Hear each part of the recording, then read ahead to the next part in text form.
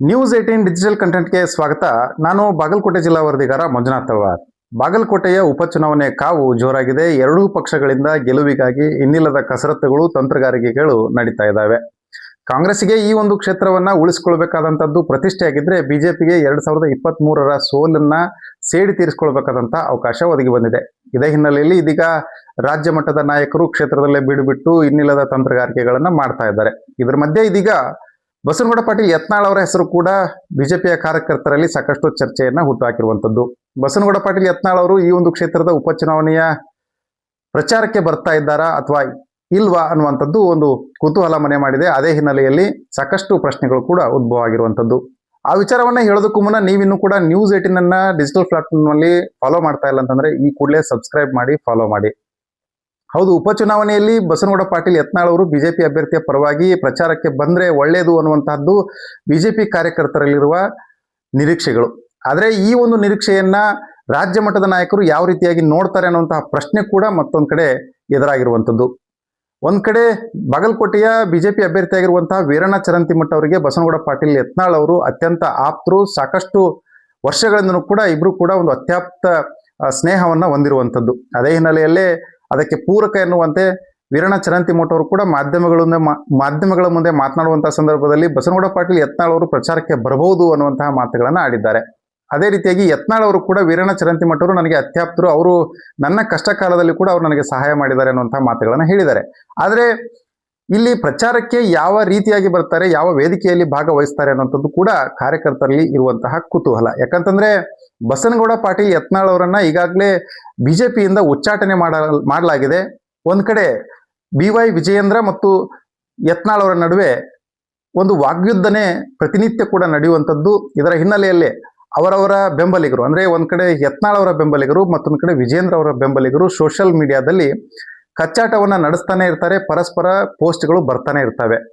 ಇಂತಹ ಒಂದು ವಾತಾವರಣದ ನಡುವೆ ಇದೀಗ ಈ ಒಂದು ಉಪಚುನಾವಣೆಯಲ್ಲಿ ಯಾವ ರೀತಿಯಾಗಿ ಯತ್ನಾಳ್ ಅವರು ಭಾಗವಹಿಸ್ತಾ ಇದ್ದಾರೆ, ಅವರು ಒಂದ್ ವೇಳೆ ಭಾಗವಹಿಸಿದ್ರೆ ಇದನ್ನ ವಿಜೇಂದ್ರ ಅವರು ಯಾವ ರೀತಿಯಾಗಿ ನೋಡ್ತಾರೆ ಅನ್ನುವಂತಹ ಒಂದು ಕುತೂಹಲ ಎದುರಾಗಿರುವಂತದ್ದು. ಒಂದ್ ಕಡೆ ನೋಡುವಂತಹ ಸಂದರ್ಭದಲ್ಲಿ ಪಕ್ಷದಿಂದ ಯತ್ನಾಳ್ ಅವರನ್ನ ಉಚ್ಚಾಟನೆ ಮಾಡಿದ್ರು ಕೂಡ ಕಾರ್ಯಕರ್ತರ ಮನಸ್ಸಿನಿಂದ ಯತ್ನಾಳ್ ಅವರು ದೂರ ಆಗಿಲ್ಲ ಅನ್ನುವಂಥದ್ದಕ್ಕೆ ಸಾಕಷ್ಟು ಕಾರ್ಯಕ್ರಮಗಳು, ಸಾಕಷ್ಟು ಬೇರೆ ಬೇರೆ ವೇದಿಕೆಗಳಲ್ಲಿ ನಾವು ಕಾರ್ಯಕರ್ತರ ಅಭಿಪ್ರಾಯಗಳನ್ನ ವ್ಯಕ್ತಪಡಿಸಿರುವಂಥದ್ದನ್ನು ಕೂಡ ನೋಡಿದೀವಿ. ಹಿಂದುತ್ವ ಮತ್ತು ಸಂಘಟನೆ ಅಂತ ವಿಚಾರ ಬಂದಂತ ಸಂದರ್ಭದಲ್ಲಿ ಬಸನಗೌಡ ಪಾಟೀಲ್ ಯತ್ನಾಳ್ರಂತಹ ನಾಯಕರು ಬೇಕೇ ಬೇಕು ಅನ್ನುವಂತಹ ಒಂದು ಕೂಗು ಬಿಜೆಪಿಯ ಕಾರ್ಯಕರ್ತರಲ್ಲಿ ಇದ್ದೇ ಇದೆ. ಆದ್ರೆ ಬಿಜೆಪಿಯ ನಾಯಕರಿಗೆ, ರಾಜ್ಯ ಮಟ್ಟದ ನಾಯಕತ್ವಕ್ಕೆ ಯತ್ನಾಳ್ ಅವರು ಬೇಡವಾಗಿದ್ದಾರೆ.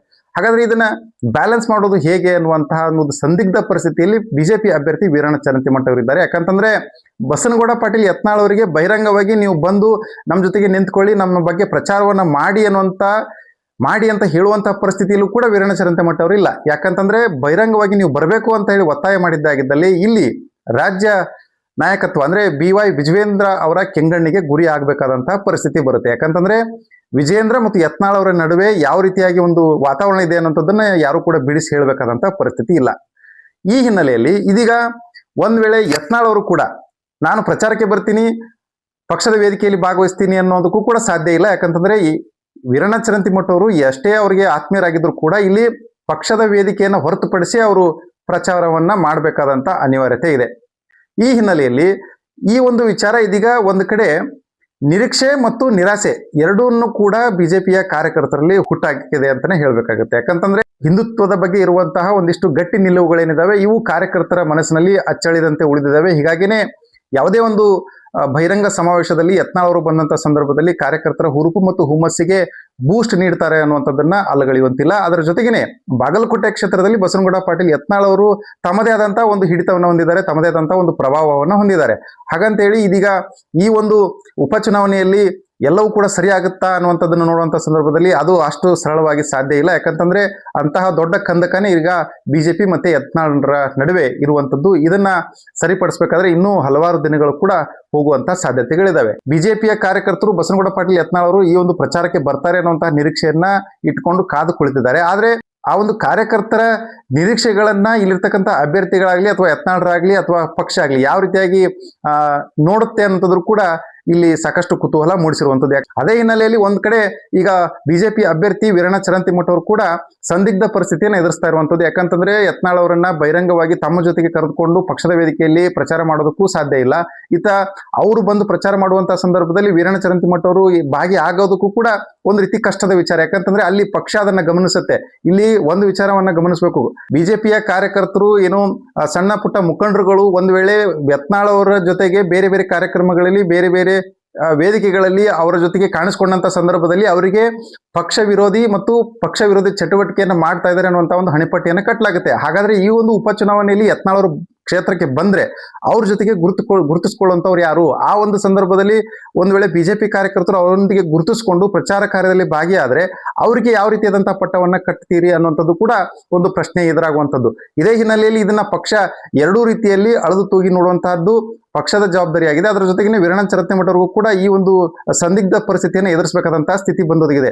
ಆದ್ರೆ ಇಲ್ಲಿ ಹಾಗಂತೇಳಿ ಯತ್ನಾಳ್ ಅವರನ್ನು ಕೂಡ ಏನು ಕಡೆಗಣಿಸಕ್ಕೆ ಸಾಧ್ಯ ಇಲ್ಲ. ಹೀಗಾಗಿನೇ ವೀರಣ್ಣ ಚರಂತಿಮಠ ಅವರು ಅಡ್ಡಗೋಡೆ ಮೇಲೆ ದೀಪ ಇಟ್ಟಂತೆ ಇದೀಗ ಯತ್ನಾಳ್ ಅವರು ಪ್ರಚಾರಕ್ಕೆ ಬರಬಹುದು ಅನ್ನುವಂತಹ ಮಾತುಗಳನ್ನ ಹೇಳ್ತಾ ಇದ್ದಾರೆ. ಯತ್ನಾಳ್ ಅವರು ಕೂಡ ವೀರಣ್ಣ ಚರಂತಿಮಠ ಅವರು ನಮ್ಮ ಆಪ್ತರು ಅನ್ನುವಂತ ಹಿನ್ನೆಲೆಯಲ್ಲಿ ಒಂದು ಸಂದೇಶವನ್ನ ನೀಡ್ತಾ ಇದ್ದಾರೆ. ನಾನು ಅವರ ಪರವಾಗಿದ್ದೀನಿ ಅನ್ನುವಂಥದ್ದನ್ನ ಏನು ಬೆಂಬಲವನ್ನ ನೀಡ್ತಾ ಇದ್ದೀನಿ ಅನ್ನೋದ್ರ ಬಗ್ಗೆ ಮಾಧ್ಯಮಗಳ ಮುಂದೆ ಅಭಿಪ್ರಾಯವನ್ನ ವ್ಯಕ್ತಪಡಿಸ್ತಾ ಇದ್ದಾರೆ. ಆದ್ರೆ ಇದೇ ಒಂದು ವಿಚಾರಕ್ಕೆ ಸಂಬಂಧಪಟ್ಟಂತೆ ಇದೀಗ ಕಾರ್ಯಕರ್ತರು ಇಟ್ಕೊಂಡಿರುವಂತಹ ನಿರೀಕ್ಷೆ ಯಾವ ರೀತಿಯಾಗಿ ಈಡೇರುತ್ತೆ? ಯತ್ನಾಳ್ ಅವರು ಬಂದು ಬಹಿರಂಗ ಪ್ರಚಾರಗಳಲ್ಲಿ ಭಾಗಿಯಾಗ್ತಾರ, ಆ ಒಂದು ಪ್ರಚಾರಗಳಲ್ಲಿ ವೀರಣ್ಣ ಚರಂತಿಮಠ ಅವರು ಕೂಡ ಸೇರ್ಪಡೆಗೊಳ್ತಾರ ಅನ್ನುವಂಥದ್ದನ್ನ ಕಾದ್ ನೋಡ್ಬೇಕಾಗಿದೆ. ಮಂಜುನಾಥ್ ತಳವಾರ್, ನ್ಯೂಸ್ 18 ಕನ್ನಡ, ಬಾಗಲಕೋಟೆ. ನಿರ್ಭೀತ, ನಿಷ್ಪಕ್ಷಪಾತ, ವಿಶ್ವಾಸಾರ್ಹ ಸುದ್ದಿಗಳಿಗೆ ಮತ್ತೊಂದು ಹೆಸರಾಗಿರುವ ನ್ಯೂಸ್ 18 ಕನ್ನಡ ಈಗ ಆಪ್ನಲ್ಲೂ ಲಭ್ಯವಿದೆ. ದಯವಿಟ್ಟು ಇಲ್ಲಿರುವ QR ಕೋಡ್ ಸ್ಕ್ಯಾನ್ ಮಾಡಿಕೊಂಡು ಆಪ್ ಡೌನ್ಲೋಡ್ ಮಾಡೋದಕ್ಕೆ ಮರಿಬೇಡಿ. ನಿಮ್ಮ ಬೆಂಬಲ ಹೀಗೆ ಸದಾ ನಮ್ಮೊಂದಿಗಿರಲಿ. ಧನ್ಯವಾದ.